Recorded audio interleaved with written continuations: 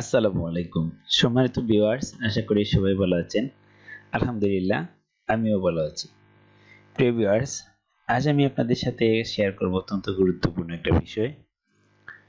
আমাদের অনেক শিক্ষার্থী রয়েছে যারা এবছর 2022 সালের সমাপনী পরীক্ষা প্রাথমিক শিক্ষা সমাপনী সমাপ্ত করে, যারা ষষ্ঠ শ্রেণীতে ভর্তি হতে যাচ্ছে কিংবা অনেকেই ষষ্ঠ থেকে সপ্তম, অষ্টম কিংবা নবম শ্রেণীতে ভর্তি হতে যাচ্ছে। তো অনেকেই চায় যে সরকারি হাই স্কুলে কিংবা সরকারি কোনো বিদ্যালয়ে ভর্তি হতে। তো সরকারি উচ্চ বিদ্যালয়ে ভর্তি হতে হলে অনলাইনে ভর্তি হতে হয়। তো আজ আমি আলোচনা করব কিভাবে অনলাইনে সরকারি উচ্চ বিদ্যালয়ে ভর্তি হওয়া যায় সে সম্পর্কে। তো ভিউয়ার্স, আমার চ্যানেলে যারা নতুন, চ্যানেলটি সাবস্ক্রাইব করার জন্য অনুরোধ করছি। সেই সাথে পাশে থাকা বেল আইকন অন করে দিলে পরবর্তী ভিডিও নোটিফিকেশন দেখতে পাবেন। তো চলুন ভিউয়ার্স, আমরা দেখে নিই কিভাবে সরকারি উচ্চ বিদ্যালয়ে ভর্তির জন্য অনলাইন আবেদন করতে হয়। তো আমরা যে কোনো একটা ব্রাউজার প্রথমে ওপেন করে নিব। ব্রাউজারের সার্চ বারে আমরা লিখব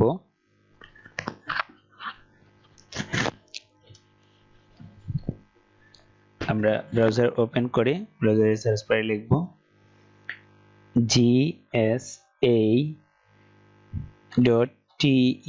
দেখেন ব্রাউজারের সার্চ বারে আমি যেহেতু আগে ব্রাউজ করেছি এই জন্য চলে আসছে। এখানে ওয়েবসাইটটির নাম হচ্ছে gsa.telk.com.bd। এটা এন্টার প্রেস করব। করার পরে এই ধরনের ইন্টারফেস দেখতে পাবো। এখানে রয়েছে সরকারি বিদ্যালয়সমূহে আবেদন, বেসরকারি বিদ্যালয়সমূহে আবেদন, সরকারি বিদ্যালয় কর্তৃক লগইন, বেসরকারি বিদ্যালয় কর্তৃক লগইন। তো এটা হচ্ছে বিদ্যালয়ের জন্য। বিদ্যালয় কর্তৃপক্ষ এটা লগইন করবেন তাদের আইডি পাসওয়ার্ড দিয়ে। যেহেতু আমরা যারা অভিভাবক রয়েছি, আমাদের সন্তানদেরকে সরকারি বিদ্যালয়ে ভর্তির জন্য আবেদন করব। তো এখানে আমরা বেসরকারি বিদ্যালয়ে আবেদন করতে পারি। তো সরকারি বিদ্যালয়ে সবারই চাহিদা থাকে।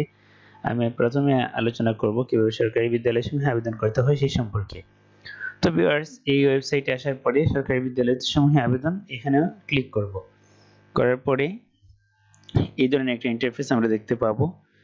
এখানে রয়েছে প্রথমেই এখানে একটা গুরুত্বপূর্ণ বিষয় রয়েছে যে সমস্ত তথ্য অবশ্যই ইংরেজিতে পূরণ করতে হবে। এখানে ইংরেজিতে রেড মার্কস দেওয়া আছে, তার মানে এটা খুবই গুরুত্বপূর্ণ বিষয়। আর লাল তারকা চিহ্নিত তথ্যগুলো অবশ্যই প্রদান করতে হবে, না হয় সাবমিট করা যাবে না।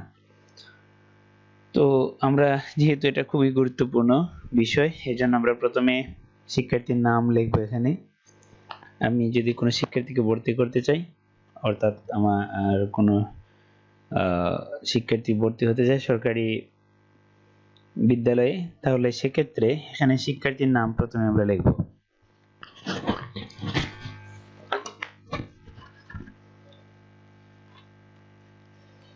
তো শিক্ষার্থীর নাম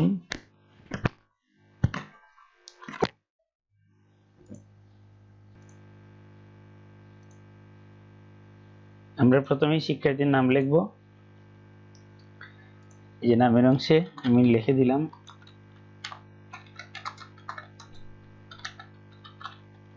এবার নাম লেখার পরে জন্ম তারিখ দিতে হবে।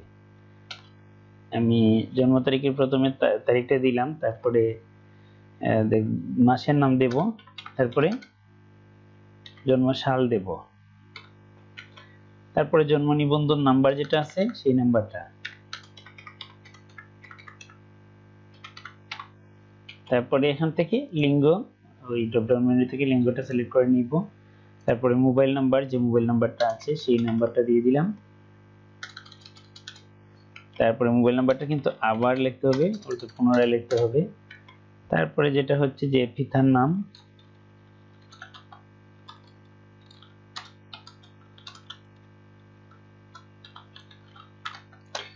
এখানে আমি ক্যাপিটাল লেটার দিয়ে লিখছি না, ফিলগুলাই ক্যাপিটাল লেটারে আছে, এখানে অটোমেটিকলি ক্যাপিটাল লেটারে চলে আসবে। তারপরে পিতার এনআইডি কার্ড নাম্বার। এখানে গুরুত্বপূর্ণ বিষয় হচ্ছে যে পিতার এনআইডি কার্ড নাম্বার কিন্তু বাধ্যতামূলক, এর জন্য এনআইডি কার্ড নাম্বার দিতে হবে।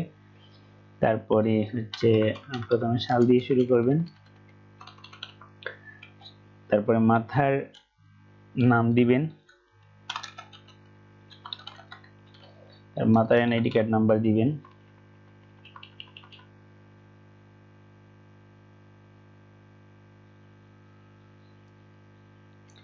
এনআইডি কার্ড লেখার ক্ষেত্রে প্রথমে যে কাজটা করতে হবে যে জন্ম সালটা আগে দিয়ে দিবেন, হয়তো 17 ডিজিট কিংবা 10 ডিজিট, না দিলেও হয়, যেভাবে আছে সেভাবে দিলে পারবেন, কিন্তু এটা দেওয়াটা ভালো।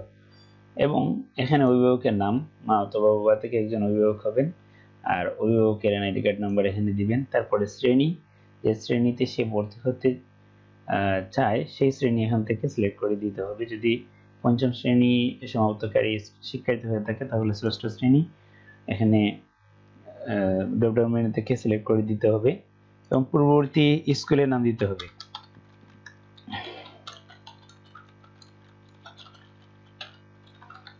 এখানে যে স্কুলে আছে সেই স্কুলের নাম, আর পূর্ববর্তী শ্রেণী এর আগে যে শ্রেণীতে ছিল, আমি জাস্ট একটা ডেমো দেখাচ্ছি যে কিভাবে দিতে হবে সেটা। পঞ্চম শ্রেণীতে ছিল আগের একটা স্কুলে, তারপর ষষ্ঠ শ্রেণীতে ভর্তি করতে চাচ্ছে, এই অংশটা এভাবে পূরণ করতে হবে। পরবর্তী হচ্ছে বর্তমান ঠিকানা। এখানে বর্তমান ঠিকানার ক্ষেত্রে এখানে শুধুমাত্র যে তার আবাসিক এলাকায় হলে এলাকার নাম এবং পোস্ট অফিসের ডাকঘরের নাম দিলেই চলবে এখানে, আর থানা কিংবা উপজেলা দেওয়ার দরকার নেই, কারণ এগুলা নিচে এই যে এই ড্রপডাউন মেনু থেকে সিলেক্ট করে নিতে হবে। বিভাগ দিলেন, তারপরে বিভাগ থেকে জেলা চয়েস করে নেবেন, তারপরে জেলা থেকে থানা, আর পোস্ট কোডটা এখানে যেহেতু পোস্ট অফিসের নাম দেওয়া আছে তো পোস্ট কোড এখানে যেটা আছে সেটা দিয়ে দিবেন। এই অংশে স্থায়ী ঠিকানার ক্ষেত্রে একইভাবে এখানে শুধু যদি ভিলেজ কিংবা কোনো রোডে থাকেন, আবাসিক এলাকায় থাকেন, তাহলে সেই রোড নাম্বার এবং বাসার নাম এই দুইটা জিনিস এখানে লিখলে হবে। পাশাপাশি পোস্ট কোড বা ডাকঘরের নাম এখানে দিতে পারেন। আর এই অংশ থেকে বিভাগ, জেলা, থানা এই তিনটা ড্রপডাউন মেনু আছে, এখান থেকে সিলেক্ট করে নিতে হবে। এখানে দেখেন যতক্ষণ পর্যন্ত আপনি বিভাগ সিলেক্ট না করবেন ততক্ষণ পর্যন্ত জেলা বা থানা এই দুইটা ড্রপডাউন মেনুতে আসবে না। আপনি যখনই এখান থেকে বিভাগ সিলেক্ট করে নেবেন তখন জেলাটা এখানে চলে আসবে, কিন্তু থানা আসবে না। আপনি যখন জেলা চয়েস করে নেবেন তখন থানা চলে আসবে অটোমেটিকলি, সবগুলা থানায় আছে। এখান থেকে আপনি যে থানায় অবস্থান করেন সেই থানার নাম সিলেক্ট করে দিবেন এবং পোস্ট কোডটা দিয়ে দিবেন। তারপরে আপনি যে স্কুলে ভর্তি করতে চাচ্ছেন সেই স্কুলের নাম এখানে আছে। এই ড্রপডাউন মেনু থেকে আপনি কোন ভার্সনে ভর্তি করতে চাচ্ছেন, ইংরেজি অথবা বাংলা, সেই ভার্সনটা এখান থেকে সিলেক্ট করে নেবেন। যদি বাংলা হয়ে থাকে এখানে দেওয়ার পরে কোন স্কুলে কিংবা কোন বিভাগের স্কুলে ভর্তি করতে চাচ্ছেন এখান থেকে চয়েস করে নেবেন। যদি আপনি ঢাকা বিভাগের ভর্তি করতে চান তাহলে কোন জেলায় ভর্তি করতে চাচ্ছেন, ঢাকা জেলায় থানার নাম কি আপনি দিলেন আশুলিয়া, যেটা আপনি ভর্তি করতে চাচ্ছেন সেটাই এখানে সিলেক্ট করে নেবেন। তারপরে ক্লাসটার নাম ABCD যে কোনো একটা, দেখেন এখানে ক্লিক করলে যে আপনি স্কুলগুলা এখানে দেখাবে, স্কুল থেকে আপনি সিলেক্ট করে নেবেন। এখানে অনেকগুলো স্কুল রয়েছে সরকারি স্কুল, তো যে স্কুলে ভর্তি করতে চাচ্ছেন সেই স্কুলটা সিলেক্ট করে নেবেন। এবং এখানে আরেকটা জিনিস আছে যে দেখেন এই স্কুলে ভর্তি করতে চাইলে আপনার সন্তানকে কিংবা শিক্ষার্থীকে জেনারেল কোটা যেটা, এটা সবার জন্যই এটা টিকমার্ক দেয়াই থাকে ডিফল্ট হিসেবে। পরবর্তীতে আছে FF মিন্স হচ্ছে মুক্তিযোদ্ধা সন্তান বা নাতি নাতনি। যদি আপনার শিক্ষার্থী মুক্তিযোদ্ধা সন্তান হয়ে থাকে কিংবা মুক্তিযোদ্ধার নাতি হয়ে থাকে কিংবা নাতনি হয়ে থাকে তাহলে এখানে টিকমার্ক দিতে হবে। যদি এমই মানে শিক্ষা মন্ত্রণালয়ের কর্মকর্তা কর্মচারীদের সন্তান হয়ে থাকে সেক্ষেত্রে এমইতে রাইট চিহ্ন দিবেন। যদি সরকারি বিদ্যালয়ের কর্মকর্তা কর্মচারী সন্তান হয় তাহলে সেক্ষেত্রে টিএসএ রাইট মার্ক দিবেন। আর যদি সে প্রতিবন্ধী ও কম শিক্ষিত হয়ে থাকে তাহলে সেক্ষেত্রে এই ডিএস এর মধ্যে অর্থাৎ ডিসেবল যেটা সেখানে টিক চিহ্ন দিবেন। যদি শিক্ষা প্রতিষ্ঠান সংলগ্ন এলাকার অধিবাসী হয়ে থাকে সেক্ষেত্রে সিএতে রাইট চিহ্ন দিবেন। আর যদি গণভবনের কর্মকর্তা কর্মচারীদের সন্তান হয় সেটা যেহেতু এই স্কুলের হয়তো কেউ নাই, এই জন্য এখানে অপশনটা নাই। তারপরে হচ্ছে সরকারি প্রাথমিক বিদ্যালয়ের শিক্ষার্থী যদি হয়ে থাকে তাহলে গভট এখানে সিলেক্ট করে দিবেন। তারপরে হচ্ছে ভাই বোন যদি একই বিদ্যালয়ে পড়াশোনা করে থাকে তাহলে এখানে এসআইবি তে ক্লিক করবেন। তারপরে হচ্ছে এজিবি তে যদি এজিবি কল্যাণা কোটা থাকে, তারপরে এলবি যদি রিলে বোর্ডিং এ অবস্থান করে থাকে তাহলে সেক্ষেত্রে এখান থেকে সিলেক্ট করে নেবেন। এইভাবে সিলেক্ট করে করে যে কয়টা বিদ্যালয়ে আপনি আপনার সন্তানকে ভর্তি করতে যাচ্ছেন সে কটাতে এগুলার টিক চিহ্ন দিয়ে দিবেন।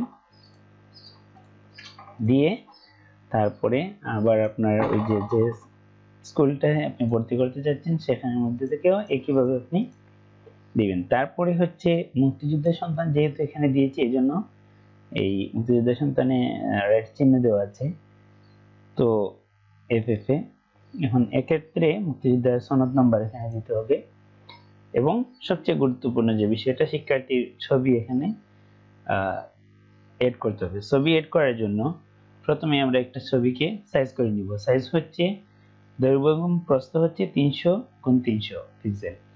300x300 পিক্সেল এবং 100 কিলোবাইটের নিচে হতে হবে, অর্থাৎ 100 কিলোবাইট থেকে বড় ছবি এখানে আপলোড দেওয়া যাবে না, 100 কিলোবাইট থেকে ছোট ছবি। এক্ষেত্রে আমরা ছবিকে বিভিন্ন ভাবে আপনি চাইলে বিভিন্নভাবে এই ছবিকে সাইজ করতে পারেন। অনলাইন থেকে সাইজ করা যায়, সেটা আমি আরেকটা ভিডিওতে দেখিয়ে দিয়েছি, আমার চ্যানেলে আপনি দেখতে পাবেন যে কিভাবে সাইজ করবেন। ছবিকে রিসাইজ করা যায়। যেমন এই ছবিটা কতটুকু আমি যদি দেখতে চাই তাহলে দেখেন এই যে ছবিটা সাইজ করা আছে কিনা। আমি যদি উপরে নেই মাউসকে তাহলে দেখেন এখানে 300x300 দেওয়া আছে, তারপরে 51.1 কিলোবাইট এটা ছবির সাইজ। তার মানে এটা মানে পারফেক্ট একটা সাইজ, যেহেতু রেজুলেশনটা 300x300 পিক্সেল আছে এবং 100 কিলোবাইটের কম আছে।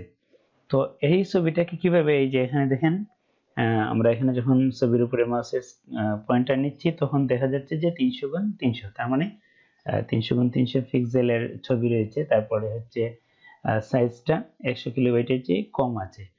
তো এভাবে আমরা এখান থেকে ছবিকে এড করে নিব। এই চয়েস ফাইলে ক্লিক করলে লোকেশন চাইবে, তারপরে আমি যে লোকেশনে আছে ছবি সেখান থেকে চয়েস করে দিব। এই যে এখানে চয়েস করলে এখানে চলে আসবে ছবি। তারপরে যদি আমার সব তথ্য ঠিক থাকে তাহলে এখানে রাইট বাটনে ক্লিক করব এবং সাবমিটে ক্লিক করব। সাবমিটে ক্লিক করলে আমার এখানে যে প্রদত্ত মোবাইল নাম্বার দেওয়া আছে সেই মোবাইল নাম্বারে একটা নোটিফিকেশন যাবে এবং আমাকে সময় দেওয়া হবে 6 তারিখের আগে টেলিটক সিম থেকে 110 টাকার একটা পেমেন্ট দেওয়ার জন্য। এবং সেখানে কিভাবে পেমেন্টটা দিতে হবে, এই ফাইল সাবমিট করার পরে যে পিডিএফ ফাইলটা পাবো আমি সেখানেও বিস্তারিত লেখা থাকবে এবং আমার মোবাইলেও দেখানো হবে এসএমএস এর মাধ্যমে কিভাবে আমাকে ফিটা সাবমিট করতে হবে। তো ভিউয়ার্স, এই ছিল সরকারি বিদ্যালয়ে শিক্ষার্থীদেরকে কিভাবে ভর্তি করতে হবে সেই বিষয়ে আজকের আলোচনা। আমার পরবর্তী ভিডিওতে দেখিয়ে দিব যে কিভাবে বেসরকারি বিদ্যালয়ে ভর্তি করবেন। তো অনেক শিক্ষার্থী চাচ্ছে যে ষষ্ঠ থেকে অষ্টমে, সপ্তমে কিংবা সপ্তম থেকে অষ্টমে ভর্তি হবে। তো এক্ষেত্রে একই নিয়ম, একইভাবে সবকিছু সিলেক্ট করতে হবে। শুধু এক্ষেত্রে যে কাজটা করতে হবে এখানে যে যদি সে ষষ্ঠ শ্রেণীতে পূর্বের ক্লাসে পড়ে থাকে তাহলে এখান থেকে ষষ্ঠ সিলেক্ট করে নিবে এবং এখানে সপ্তম শ্রেণীতে ভর্তি হবে, সপ্তম দিয়ে দিবে। এই হলো প্রসেসটা বা পদ্ধতিটা। আশা করি ভিউয়ার্স ভিডিওটি আপনাদের উপকারে আসতে পারে। যদি ভিডিওটি আপনাদের কাছে ভালো লেগে থাকে তবে লাইক, কমেন্ট এবং শেয়ার দিবেন। সেই সাথে পরবর্তী ভিডিও দেখার আমন্ত্রণ জানিয়ে বিদায় নিচ্ছি। আমি নুমান, সহকারী শিক্ষক, রামপুর সরকারি প্রাথমিক বিদ্যালয়, ছাতক, সুনামগঞ্জ। আল্লাহ হাফিজ।